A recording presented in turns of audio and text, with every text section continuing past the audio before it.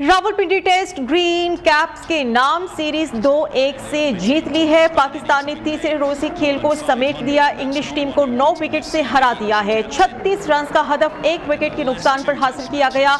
तो इस तरह से रावलपिंडी टेस्ट ग्रीन कैप्स ने अपने नाम किया है। सीरीज 2-1 से पाकिस्तान ने अपने नाम की है।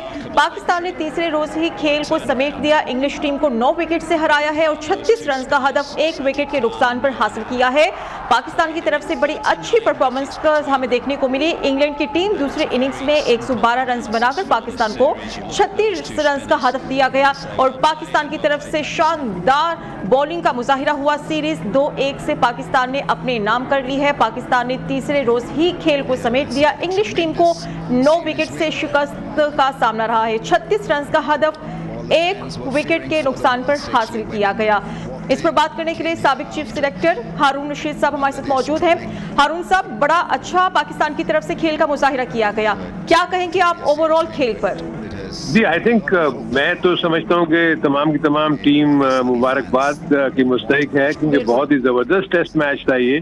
क्योंकि इसमें पाकिस्तान का कमबैक बहुत जबरदस्त हुआ, क्योंकि पहली इनिंग में पाकिस्तान की जब विकेट्स गिर गई थी तो ऐसे लग रहा था कि इंग्लैंड लीड ले जाएगी। अगर इंग्लैंड लीड ले जाती तो शायद पाकिस्तान को प्रॉब्लम हो सकती थी, लेकिन सऊद शकील और उसके बाद जिस तरह नौमान ने और साजिद ने बैटिंग में उनको सपोर्ट किया, पाकिस्तान उसके इस काबिल हुआ कि वो लीड ले ले। और जब पाकिस्तान ने लीड ले ली तो फिर इंग्लैंड के लिए तो बहुत ही कम चांस था। ये पिच जो थी बहुत ज्यादा साजगार थी स्पिनर्स के लिए, जैसे कि पाकिस्तानी स्पिनर्स दोनों टेस्ट मैचेस में डोमिनेट कर रहे थे। ये दोनों नौमान और साजिद खान ने ही दोनों मैचेस में विकेट्स ले लेके इंग्लैंड की को बॉलिंग करके उनको बड़ा हरासा किया और वो उसका मुकाबला नहीं कर सके। तो मैं समझता हूँ बहुत जरूरी था पाकिस्तान के लिए ये जीत, क्योंकि पाकिस्तान के पिछले 5-10 सालों से अगर आप देखेंगे इनकंसिस्टेंट परफॉर्मेंस थी, अपने मुल्क में भी हम हार रहे थे। तो ये बड़ी खुश आइंद बात है कि कम से कम जीत आने से आप में कॉन्फिडेंस आता है, फिर आप जहां भी अगर आप जाएंगे तो अपने इस कॉन्फिडेंस को लेके जाएंगे। मैं फील करता हूँ कि it was an all round performance और सबने बहुत ही जबरदस्त इसमें रोल प्ले किया। पाकिस्तान की फील्डिंग भी बहुत जबरदस्त थी, कैचेज अच्छे अवेल किए और उसके बाद बॉलिंग तो बहुत ही आउटस्टैंडिंग की। बिल्कुल सही कह रहे हैं। तो हारून साहब, पाकिस्तान के स्पिनर्स की बात करें तो बड़ी अच्छी परफॉर्मेंस दिखाई गई है पाकिस्तान के स्पिनर की तरफ से। स्पेशली साजिद खान को बड़ा क्रेडिट जाता है, क्योंकि गुज़श्ता रोज यही सवाल उठ रहा था कि ये जो पाकिस्तान की तरफ से परफॉर्मेंस सामने आ रही है उसको कितना स्टेबल किया जाएगा, कितना मेंटेन किया जाएगा। लेकिन आज फिर हम देख रहे हैं कि बड़ी अच्छी परफॉर्मेंस सामने आ रही है पाकिस्तान की तरफ से। देखिए जी, उसका सबसे बड़ा रीजन ये है, आप ये देख लें कि इस वक्त एक टेस्ट मैच इंडिया में भी चल रहा है और एक टेस्ट मैच पाकिस्तान में भी चल रहा है। दोनों सिमिलर पिचेस के ऊपर है, यानी स्पिनर्स को हेल्प कर रहे हैं।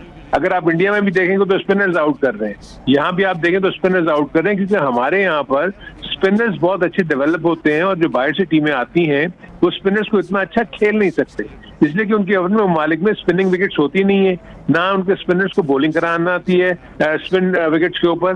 वेयरएज़ पाकिस्तानी जो स्पिनर्स हैं वो तो इसी किस्म की पिचेस पे थ्रू आउट खेलते हैं अपने करियर में, तो इसलिए उनको पता है कि कहाँ से कहाँ बॉल कैसे करनी है कैसे नहीं करनी। तो इसीलिए हमारे स्पिनर्स में और आप अगर इंग्लैंड के स्पिनर्स में देखेंगे तो सबसे बड़ा डिफरेंस ये था कि पाकिस्तान की जो लाइन ऑफ अटैक थी वो हमेशा विकेट के दरमियान होती थी और वहीं से गेंद या स्पिन हो रहा है या गेंद आगे पैडों पे लग रही है, जो कि इंग्लैंड के बॉलर्स वो नहीं कर सक रहे थे और पाकिस्तानी बैट्समैन आदी है इन पिचेस पे खेलने का। इसलिए इंग्लैंड के जो स्पिनर्स को बहुत अच्छे तरीके से नेगोशिएट किया और बावजूद विकेट गिरने के जो सऊद शकील ने जिस टेम्परामेंट और जिस कॉन्फिडेंस के साथ सेंचुरी बनाई है, आई थिंक वो मैच विनिंग तो मैं फील करता हूँ कि सऊद शकील की वो सेंचुरी भी होगी। ठीक है, स्पिनर्स ने आउट तो किए, बट मेरी नजदीक इसमें man of the match Saud Shakeel को होना चाहिए। जबरदस्त। तो हारून साहब, पाकिस्तान की बैटिंग लाइन की अगर बात करें तो पहले तो हमने देखा कि मुश्किलात का शिकार रही, उसके बाद फिर पाकिस्तानी स्पिनर्स की तरफ से इस खेल को संभाला गया। अब इतनी बड़ी कामयाबी पाकिस्तान के नाम रही है, क्योंकि ये जो रावलपिंडी टेस्ट है इस पर सबकी ही नजरें थी, ग्रीन कैप्स के नाम रहा, सीरीज 2-1 से जीत ली गई। आपको क्या लगता है कि क्या स्ट्रेटेजी अपनाई गई है पाकिस्तानी स्पिनर्स या बैटिंग लाइन की हम बात करें तो? देखिए, इसमें जो सबसे बड़ी चीज तो ये हुई कि पिंडी की जो पिच है वो नॉर्मली स्पिनर्स के लिए साजगार नहीं होती। तो यहाँ मैं क्यूरेटर्स को और खास तौर पर टोनी जो हमने बाहर का क्यूरेटर लिया हुआ है, उसने मुल्तान की सेकंड टेस्ट मैच की जो पिच और जो यहाँ पर जो पिच बनी है रावलपिंडी में, उसमें बहुत जबरदस्त उन्होंने काम किया। जो सबसे अच्छी चीज ये हुई, अमूमन ऐसी पिचेस अनइवन हो जाती हैं, यानी आपके लिए खेलना मुश्किल हो जाता है अंडर प्रिपेयर्ड पिचेस के ऊपर, लेकिन यहाँ गेंद लो रह रही थी, स्पिन जरूर हो रहा था लेकिन ऑकवर्ड बाउंस नहीं था। इक्का दुक्का मैंने देखा कि एक आध गेंद जो है वो पॉप अप कर गई, वरना वेयर एज मैं समझता हूँ ओवरऑल बड़ी अच्छी ट्रू पिच थी in that sense. Low bounce था डेफिनेटली और उसके बाद स्पिन हो रहा था, जो कि इंग्लैंड के लिए बड़ा मुश्किल हुआ, इसलिए कि उनके फास्ट बॉलर्स को हेल्प नहीं मिल रही थी किसी तरीके से भी, और जो उनके स्पिनर्स थे उनको पाकिस्तानी बैट्समैन, मैं तमाम बैट्समैनों की बात तो नहीं करता, लेकिन जिन्होंने फिर वहां स्टे किया, जैसे शकील ने जिस अंदाज में बैटिंग की इस टेस्ट मैच में, और उसके बाद नीचे आके जिस तरह अटैक किया है साजिद खान ने और नोमान ने, उसने पाकिस्तान की टीम को यहाँ पर लाके खड़ा कर दिया।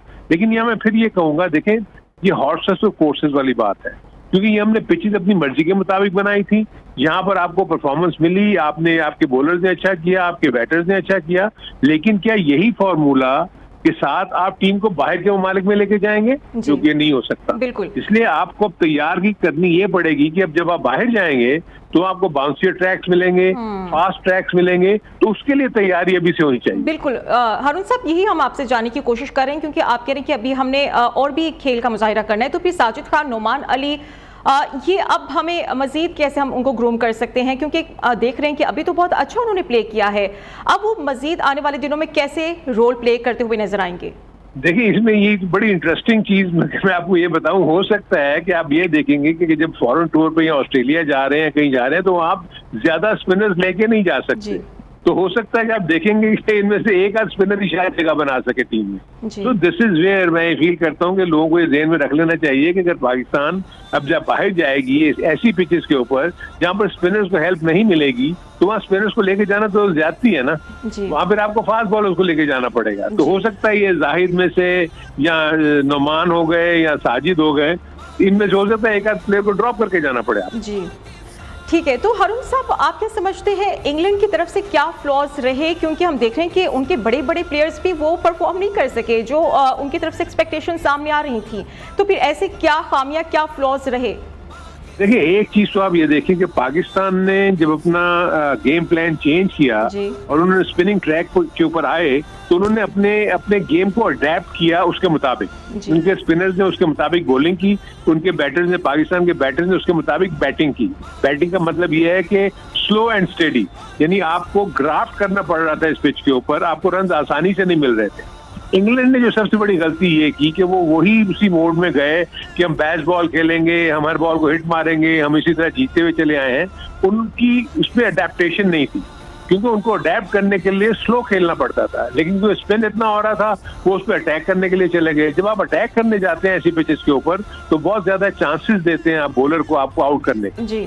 तो ये जो सबसे बड़ा फर्क ये था कि इंग्लैंड ने सिचुएशन और पिच की कंडीशंस को देखते हुए अपने आप को अडेप्ट नहीं किया, वेयरएज पाकिस्तान ने, क्योंकि उनकी होम कंडीशंस थी, उन्होंने जिस तरह की पिचेस बनाई उसके मुताबिक उन्होंने उसमें अडेप्ट किया अपने आप को और अच्छे तरीके से किया। ठीक है, तो हारून साहब यकीनी तौर पर बड़ी ये कामयाबी है पाकिस्तान के नाम, टीम मैनेजमेंट को भी बड़ा क्रेडिट जाता है, किस तरह से वो टीम को लेकर चले और फिर हमें पाकिस्तान का नाम इस तरीके से रोशन किया। जी बिल्कुल, देखिए इसमें आपको एक चीज और मैं बता दूं, इसमें आपको आकिब जावेद के रोल को नहीं भूलना चाहिए। जी। इसलिए कि जो विनिंग फार्मूला था वो जो हम मिस कर रहे थे, क्योंकि हमारे पास कुछ अरसे से फास्ट बॉलर्स बहुत अच्छे आ गए थे, तो हम ये एक्सपेक्ट कर रहे थे कि हम अपने फास्ट बॉलर से अपनी होम सीरीज जीत लेंगे। वेयरएज हमेशा से हमारा ये रहा है कि हम जब भी इवन वसीम अकरम, इमरान खान, आकिब जावेद या वकार यूनुस भी थे, तब भी हमारी पिचेस जो है ना वो स्लो ही बनती थी स्पिनर्स की हेल्प के लिए, क्योंकि हमारा रिवर्स स्विंग बहुत अच्छा होता, तो ये बॉलर्स भी आउट कर जाते थे। तो आकिब ने आके, क्योंकि आकिब का जो रोल है ना वो डोमेस्टिक क्रिकेट में बहुत रहा हुआ है, उसने एकेडमी चलाई हुई है, ग्रास रूट्स के ऊपर रह के उसको पता है कि हमारे यहाँ का माइंडसेट कैसे है और हम किस तरीके से बाहर की टीमों को जेर कर सकते हैं। उन्होंने ये मशवरा दिया कि आप स्पिनिंग ट्रैक पे आए और स्पिनर्स के साथ आप अटैक करें अपनी टीम के, अपने ओपोनेंट्स को। सो वो प्ले किया और उसमें आप देख लेंगे दोनों टेस्ट मैचेस में कामयाबी हासिल हुई। बिल्कुल। और हारून साहब, एक और बड़ी बात ये भी है कि पाकिस्तानी टीम की तरफ से जो कॉन्फिडेंस हमें नजर आया, अक्सर जो होता है कि वो प्रेशर को टैकल नहीं कर पाते, अब वो एक कॉन्फिडेंस बिल्डअप होता हुआ भी हमें नजर आया है और इसी चीज का मुजाहिरा भी हुआ। इसी बात यह है कि जैसे ही चीजें आपकी फेवर में जाना शुरू हो जाती हैं, ये आप नॉर्मल लाइफ में भी लें, तो कॉन्फिडेंस का लेवल ऑटोमेटिकली बढ़ना शुरू हो जाता है ना। जब आपके ये चीजें बुरी हो रही होती हैं तो नेगेटिव माइंडसेट आपका बन जाता है, तो आप हर चीज को नेगेटिवली लेते हैं, यार मुझसे नहीं हो सकेगा, ये नहीं हो सकेगा। पाकिस्तान ने जैसे ही सेकंड टेस्ट मैच जीता तो कॉन्फिडेंस तो बहुत बढ़ता चला गया ना। उसके बाद जो कंडीशंस आपको बिल्कुल आपके मुताबिक मिली जो आप चाहते थे, हालांकि पाकिस्तान के लिए बड़ा मुश्किल था ये, क्योंकि पिंडी के टेस्ट मैच में टॉस हार गए जी। इंग्लैंड ने उस पहले टेस्ट मैच की पहली इनिंग में अच्छी बैटिंग नहीं की, वेयरएज उनको इसका फायदा उठाना चाहिए था। 350 प्लस करते तो तब वो एक बहुत अच्छी पोजीशन पे होते। पाकिस्तान ने 267 पे उनको आउट करके अपने लिए मौका फराहम किया कि हम इस मैच को जीत सकते हैं। तो टॉस हारने के बावजूद पाकिस्तान ने जिस अंदाज से फाइट किया है इस टेस्ट मैच में, वो बहुत कमेंडेबल है। आई थिंक तमाम प्लेयर्स को इसका क्रेडिट देना चाहिए, स्पिनर्स को भी, और खास तौर पर ज़हूर शकील को, जिन्होंने मेन रोल प्ले किया इस जीत को हासिल करने में। ठीक है, तो हारून साहब ये कहना गलत नहीं होगा कि पाकिस्तानी स्पिनर्स की तरफ से ही आज हमें कामयाबी मिली है, क्योंकि अपने बड़े एक्सपीरियंस्ड इंग्लिश बल्लेबाज में देखें जिनमें जो रूट है वो भी 33 रन पर ही आउट हो गए। तो क्रेडिट अगर हम पाकिस्तानी स्पिनर्स को दें तो ये गलत नहीं होगा? बिल्कुल नहीं होगा जी, क्योंकि सारा गेम बनाए उनके लिए गया था, पिच बनाई उनके लिए गई थी। देखिए, हमेशा ही अपने ज़हन में रखें, अगर आपकी स्पिनिंग ओरिएंटेड पिचेस बनी है तो स्पिनर्स को लामहला उसमें कामयाबी हासिल करनी चाहिए। अगर आपने बैटिंग ओरिएंटेड पिच बनाई है तो आपके बैटर्स को लामहला उसके ऊपर रन्स करने चाहिए। सो यही एक कुलिया होता है कि जिस किस्म की पिचेस या जिस किस्म की कंडीशंस हैं उसके मुताबिक यहाँ तो बॉलर्स हावी होंगे या बैटर्स हावी होंगे। सो ये जितनी भी कंडीशंस थी ये स्पिनर्स के लिए फ्रेंडली थी, तो स्पिनर्स इस पे हावी हुए। इवन कि आप देखें इंग्लैंड के स्पिनर्स ने भी तो आउट किए ना। जी। सो इसलिए स्पिनिंग ट्रैक था, स्पिनर्स ने इसमें बैटर्स को कामयाब नहीं होने दिया। बिल्कुल ठीक है। हारून साहब हमारे साथ रहेगा, चिराग बलोच में हमारे साथ मौजूद है, उनसे हम मजीद मालूमात ले लेते हैं। चिराग, बड़ी कामयाबी रही है पाकिस्तान के नाम पिंडी टेस्ट में इंग्लैंड को। ठीक है, मिर्ज़ा इकबाल साहब भी हमारे साथ मौजूद हैं, स्पोर्ट्स एनालिस्ट हैं। मिर्ज़ा इकबाल साहब, बड़ी कामयाबी पाकिस्तान के नाम रही है। पिंडी टेस्ट में इंग्लैंड को 9 विकेट से बदतरीन शिकस्त का सामना रहा। क्रेडिट स्पिनर्स को दिया जा रहा है। ओवरऑल खेल को लेकर आप क्या कहेंगे? देखिए, इंग्लैंड ने जिस अंदाज से मुल्तान का पहला टेस्ट मैच जीता था रिकॉर्ड स्कोर बनाकर, उसको देखते हुए तो यही कहा जा रहा था कि पाकिस्तान के फास्ट बॉलर जो हैं वो इतने कामयाब नहीं होंगे। अबरार अहमद को उन्होंने खिलाया, वो जो है बीमार हो गए और पाकिस्तान एक बड़ी मुश्किल ट्रिकी सिचुएशन में आ गया था। लेकिन फिर उसके बाद जब आसिफ जावेद ने चार्ज संभाला तो उन्होंने पाकिस्तान क्रिकेट बोर्ड को तजवीज़ पेश की कि आप एक स्पिन ट्रैक बनाएं। तो मुल्तान में उसी पिच पर मैच कराया गया जिस पिच पर पहला टेस्ट मैच हुआ था, और उस पर पाकिस्तान ने 152 रन से कामयाबी हासिल की। फिर उसके बाद रावलपिंडी के लिए तो आपने खुद देखा होगा कि किस तरीके से पिचेस की तैयारियां की गई हैं, और बड़े बड़े पंखे लगाकर, इंडस्ट्रियल पंखे लगाकर, हीटर लगाकर बिल्कुल एक फ्लैट ट्रैक बनाया गया कि जिस पर गेंद टर्न भी हो रहा था, गेंद नीचे भी रह रहा था।